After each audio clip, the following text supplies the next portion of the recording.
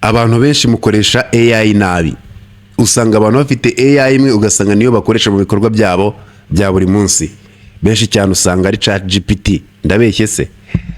ChatGPT bakorera byose. Ariko buriya ntabwo ari uko ibishobora kuba yakora byose, ahubwo nyine ni cya kintu cyuko ari ugufata AI imwe nyine akaba ariyo abantu bakoresha. Ngiye kuba nakubwira rero AI 10 z'ingenzi cyangwa se specialization ya buri AI cyangwa se buri category nkubwiye na specialized AI wagakwiye kuba ukoresha kugira ngo ukoreshe AI nyine imwe.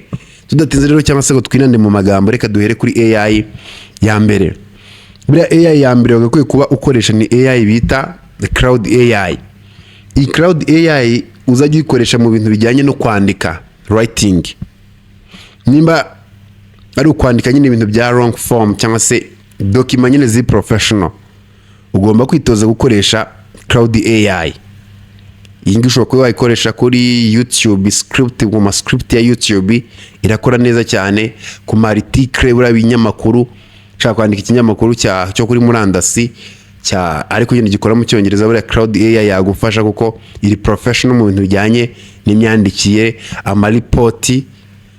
Iyi ngira bigufasha ikintu kijyanye na editing, buriya Cloud AI ku bintu bijyanye na writing nta yindi AI gipfa kuba yayihangara nyine to Cloud AI yabigufasha neza cyane. AI rero ya kabiri uri buze kuba wakoresha hano ni AI bita Google Gemini. Iyi Google Gemini ni AI ugomba kuba wakoresha ku bintu bijyanye na research no gushaka ibintu bijyanye n'amakuru. Ati no kubera iki? Iyi ngiyi Gemini ni ya Google, noneho Google buriya ifite uburyo yo izi ku managing ibintu bijyanye n'ama web information.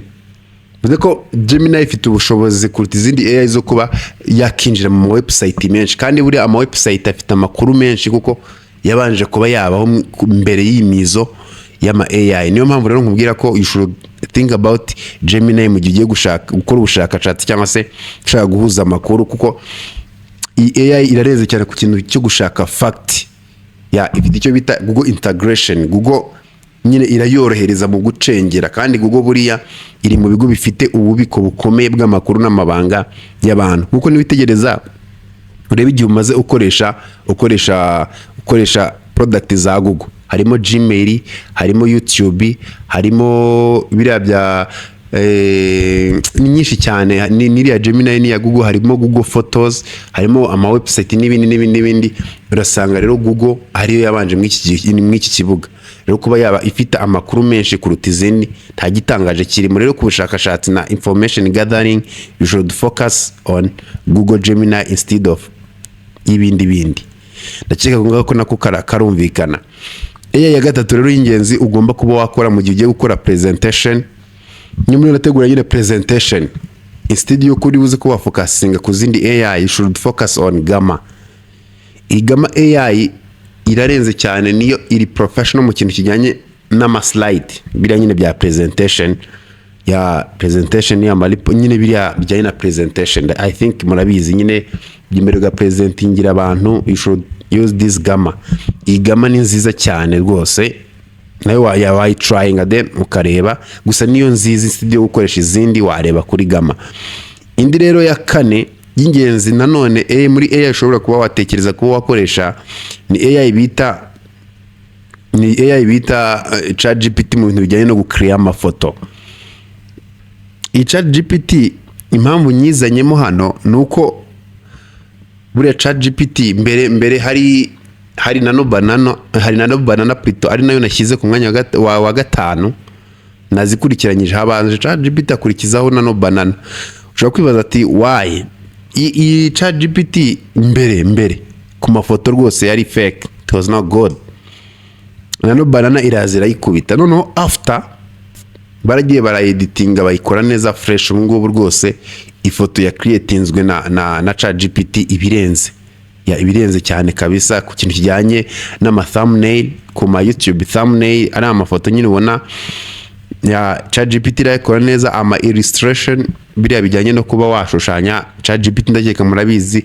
No yindi ChatGPT ifite umwihariko wo gukora icyo bita realistic image nyine zigaragara nkaho ari zimeze nkaho ari zo nyine ukabona umuntu niwe, kandi ariyo ya kreye ibi ngibi ikaba bifite kuba yanarusha cyane iriya Nano Banana.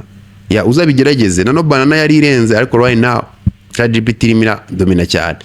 Indi ya gatanu rero AI ya gatanu igomba kuba wakoresha in case iriya ya kane ubona tameze neza ushobora kuba wareba nanone Nano Banana, ariko Nano Banana none ni best for visual design na creative asset, ariko nyine ChatGPT isigaye iri pro, isigaye nyine irenze cyane, iri professional, iri more professional ugereranyije na zira AI zindi nari ndimo ndakubwira. Indi AI ya gatandatu rero buriya you should use nibigenda ku kintu kijyanye na video generation, ariko nyine biri on international standard ku rwego mpuzamahanga. Wakwiye kuba ureba iyo bita Google VEO. Ni Google VEO irahenda, ariko nanone icyo yaguhaye niyo ukibonye nyine ubona neza ko ari ikintu kiri on international standard. Iraguhenda, ama credit yayo arahenda kandi aragenda cyane, ariko ikoze ikintu nyine ubona neza ko video ya generatinze aba ari video nyine igaragara. I tried it once gusa nyine cyari kiraka cya ad ya company imwe ya twarayikoresheje kandi result zari nziza kabisa, result zari nziza, uretse ko sometimes no mu Rwanda igihe bitemera kwishyura bigasaba ko nyine hari uburyo mu gikoresha abandi bari muri Amerika, ariko result yanize cyangwa se ukanyura ku yandi ma platform, ariko result yari nziza yani high quality, ikageneratinga video rimwe na rimwe zijya gusa hari reality. Nibigera kuri video generation ushaka ibintu nyine biri on international standard, apana bya bindi by'ubusa by'amatrial, should focus on VEO.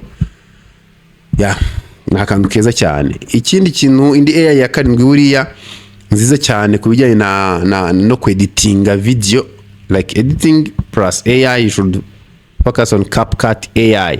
Etse ko nyine of course barayishyura, ariko nayo iri on international standard, nyine ikora ibintu neza byahatari, kuko ushobora kweditinga ama video ya TikTok, ama YouTube short na reel. Ya CapCut AI nayo ibikora neza kabisa. CapCut iyi muri zimwe zikora neza, even if nyine zisigaye zihenda mu kundi, ariko ziba zakoze nyine nayo nyine gukora utuntu twiza cyane. Rero kuri video especially nyine abantu focusinga ku mashoti, ama reel na zira video zo kuri TikTok, murebe kuri intuze CapCut AI ni nziza cyane. Turibuze ko twagira rero kuri AI y'abantu baba codings nyine bakunda kuba ba codinga. Buriya ni buri umuntu ukora ibintu yane by'ama coding, AI bita Kaso ntabwo gakwiye kuba utayizi, ni nziza cyane ku bantu ba codinga most of time. Niyo nifashisha ngeyo nimo darimo ama website y'abantu in case nyine hari gihe ibintu bigagucanga, you can use Kaso instead yo gukoresha izindi AI. Hari abajya kuma deep search nazo zirakora n'ama ChatGPT, ariko nyine iri specialized cyane muri byo ni ngibi bita Kaso, kuko usanga AI assistant programming software development nk'ibyo ngibyo. Indi AI rero buriya ya 9 nziza cyane ushobora kuba wareba in case ukeneye kuba wakora ibintu nyine biri on international standard, ni ibintu bijyanye na web na app creation, ama website na app creation. You can check on Lovable, gusa nayo irahenda. Lovable irahenda gusa nayo ikora ibintu byiza, create ama website na ama app tu, nyine yoroshye ibintu, ariko irahenda nayo cyane. Ama credit yayo nyine bisaba ukawuzi no kubikuramo kubivana muri Lovable kabishyira outside, nyine ukaba wabya uploadinga. Nanone still haza kuba hakenerwamo interaction y'umuntu ushobora kuzi coding mu buryo bumwe cyangwa se ubundi. Ya indi AI rero ya 10 ari nayo tugiye kuba twasorezaho, I think ni AI igendanye cyane n'ama meeting note n'ama transcription, like ndakeka murabyumva bayita Ota.ai. I Ota.ai ni nziza cyane ku bijyanye na recording n'ama transcripting, nyine ibintu nk'ibyo no gusummarizing meeting. Izo nizo AI rero ziri specialized muri field runaka bitewe n'iyo ugiye kuba wayikoreshamo.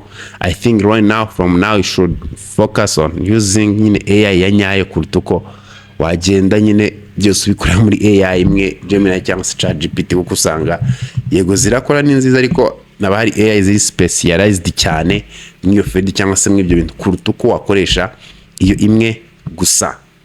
Wisanze ari ihe ukunzemo bitubwiye muri comment. Naho iyi ngiyi ni Creators Rwanda, mbibutsa ko content nk'izi kugira ngo uzibone uba ugomba gukanda subscribe day by day.